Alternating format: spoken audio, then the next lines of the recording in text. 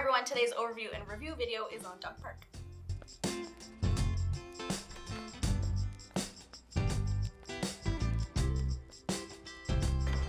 So if you're new to the channel, my name is Krissy. This is 2 Sheep, 1 Wheat. If board games are something that you're into, like this video and subscribe to the channel. If you're ultra into board games, we have also added members to the channel where we play all of our board games before we make content on it. Video content, and you can find that link down in the description below. And thank you to all of the members who have already joined.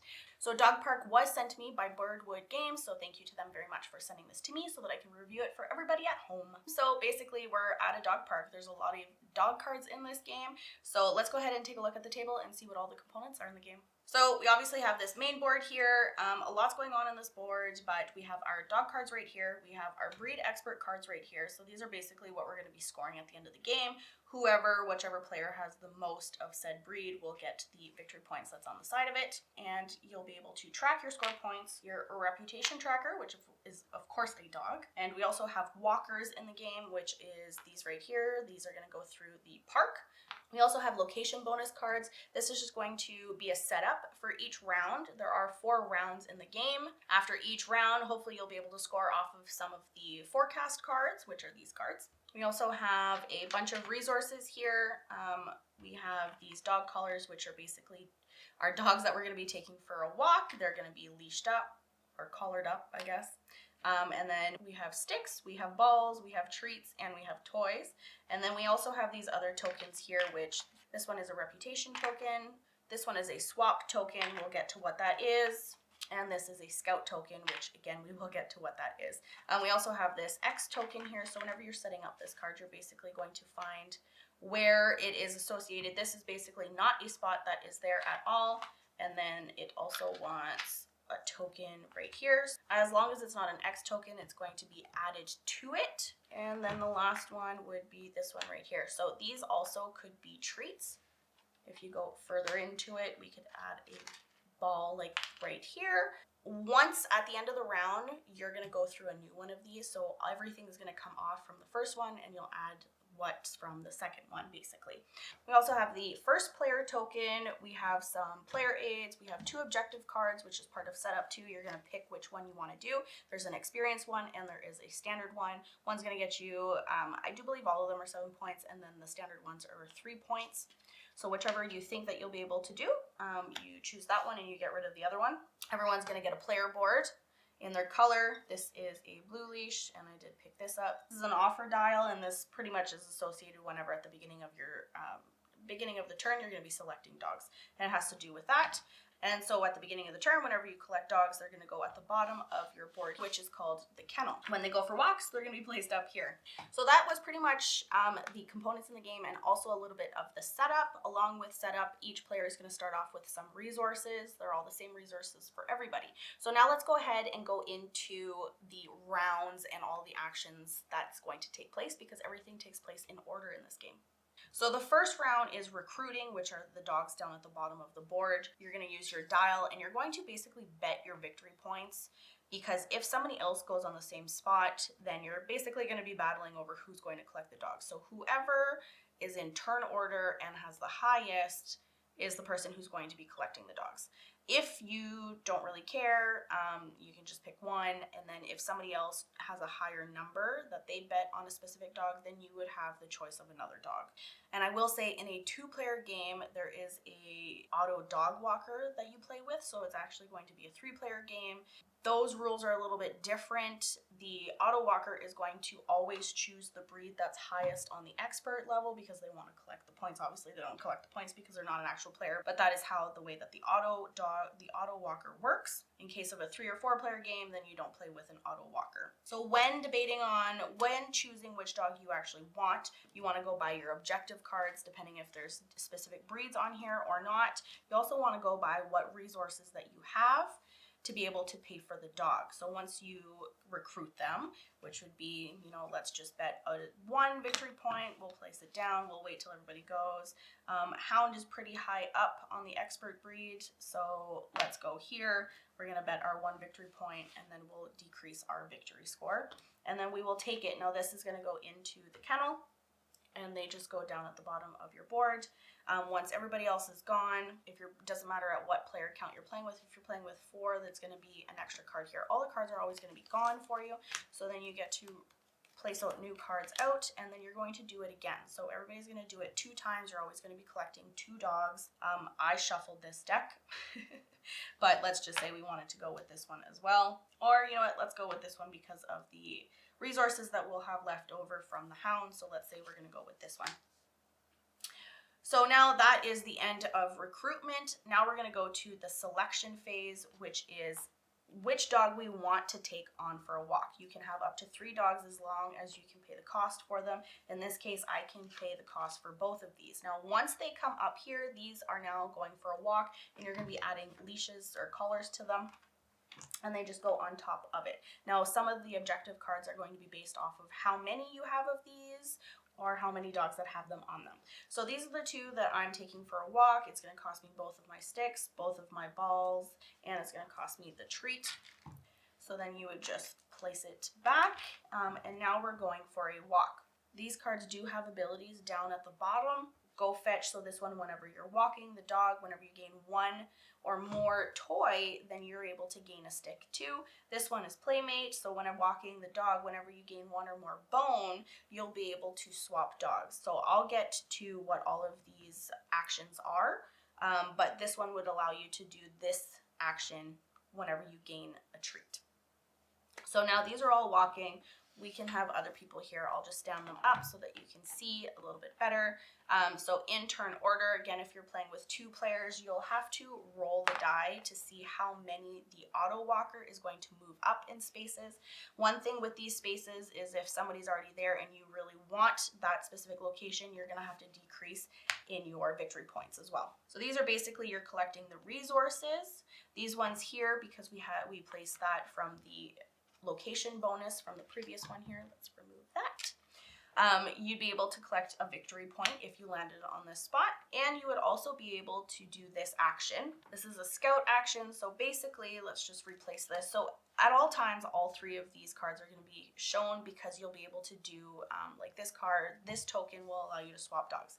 So the scout one is looking at the 2 cards, looking at what they are, and you're able to swap 1 card for another. So let's say, you know, there's too many terriers on here, they're high scoring breed, we're going to take it off and we're going to take something a little bit lower down on the track, and let's say a utility dog. The dogs that you don't use are taken out of the game. They don't go back into the deck. So that would be the scout one. Again, this is just a ball. These are just regular resources. I'll move this up, another resource right there. But again, this would be covered it from the location bonus. So you just completely skip over that spot. Now, at all times, you can move up to 4 spots in the dog park while you're going for a walk. And then we have this swap action. If you have any dogs in the kennel, you would be able to swap with one of the dogs that are on the field. If you don't have any, then you wouldn't be able to do that action. Also, if you did have a dog in the kennel with a leash on it and you swapped it for another dog, the leash, or the collar, sorry, would come off and you wouldn't get it back. So if you have one of those objectives, that might not be the proper time or the proper action to do for your objective. And then, so you have the path to choose once you get to this location. You can either go up or you can stay down here. If you go up here, there's a lot more victory points that you'd be able to gain to help you so that you can bid more later on in the game. Again, we've already talked about those tokens. Now, once you get to the end, you can go up to 4 spots. If you are only taking 1 spot at a time and you're going very slow, the first person that comes out of the park, depending on how many players you're playing with, this is for a 4-player game, you would collect the victory points associated with that, so you'd be able to gain 2 victory points. And then let's say the other person came out and they got to go here. Automatically, the last person doesn't get to go anymore. They automatically go into the 3rd place and they would lose a victory point. This location here, you have the choice now to either gain a victory point or you can swap with one of the dogs, but the dog that you're swapping would be able to get a collar on it. So that will help you. That is the only time that that will happen.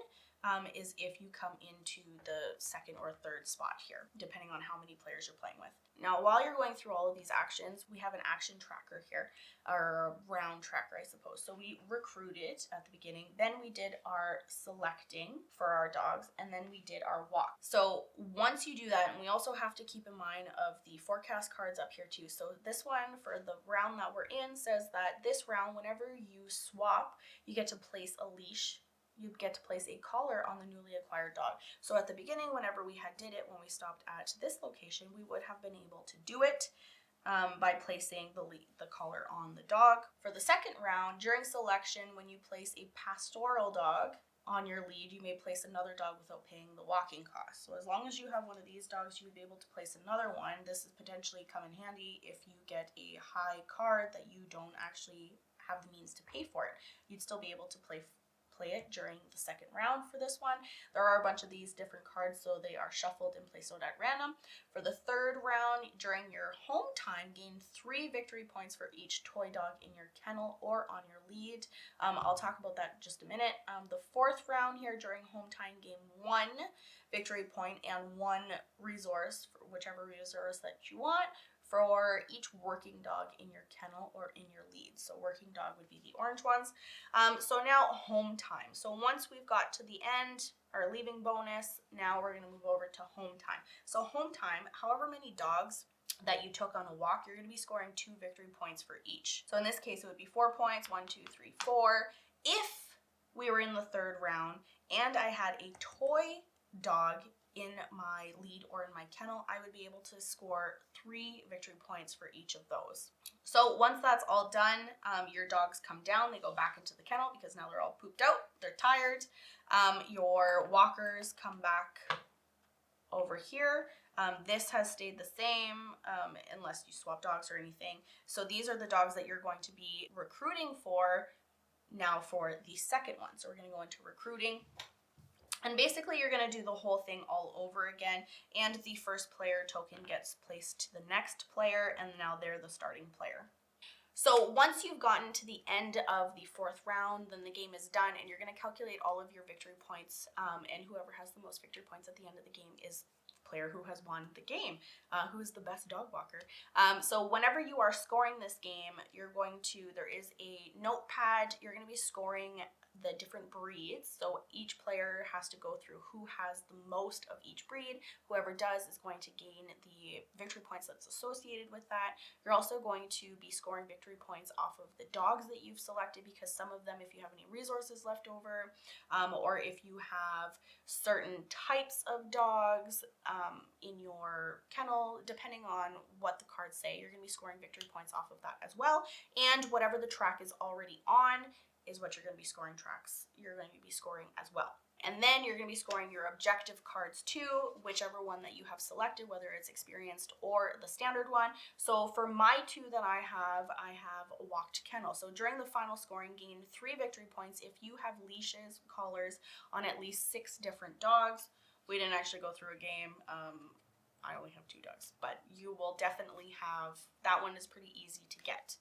And then for the experience one is 4 of a kind. So during the final score, gain 7 victory points if you have at least 4 dogs of 1 breed category in your kennel.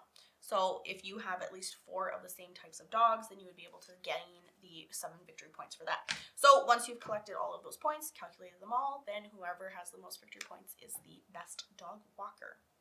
So that's pretty much how you play the game. Learning the game was pretty simple. The rulebook is pretty detailed. It does have a lot of pictures, which is really nice, which is something that I really like. It was really easy to Nick learn the game. Like, he obviously reads all of our rule books and learns all of our games, but it really didn't take too long for me to understand the game. We were playing the game pretty quickly. Playing the game is pretty quick as well. The box does say 40 to 60 minutes, I do believe. I would probably say closer to 30 minutes for a 2-player game, but it is a lighter game, so it's a little bit easier to play. It is a really cute looking game though too. Like, the artwork in this game is really cute. I think that's what drew me into this game to begin with. All of the artwork for everything. I really like this art style. All the cards are really cute. They did a really good job with these dog cards. All of them are all different, and it does give a little bit of a blurb about the dog as well down at the bottom. The art style is very watercolor that I really do like. Like all of the artwork is just really nice. I like it. I like it. It really drew me to the game.